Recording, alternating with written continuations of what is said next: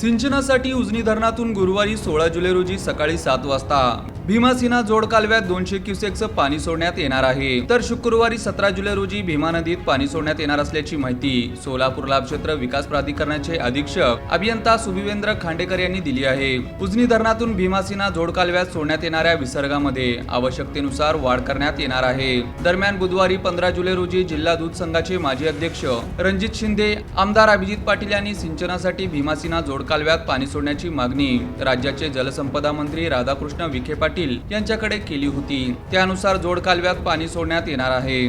तसेच पंढरपूरच्या आषाढी वारीच्या पार्श्वभूमीवर शुक्रवारी भीमा नदीतही पाणी सोडण्यात येणार आहे। दरम्यान भीमा नदी कोरडी पडली आहे, त्यामुळे नदी काठावरील ऊसासह अन्य पिके संकटात सापडल्याने सिंचनासाठी नदीत पाणी सोडण्याची मागणी शेतकऱ्यांनी लोकप्रतिनिधीकडे केली होती। त्यामुळे खासदार प्रणिती शिंदे यांच्यासह लोकप्रतिनिधींनी पाणी सोडण्याची मागणी केली होती।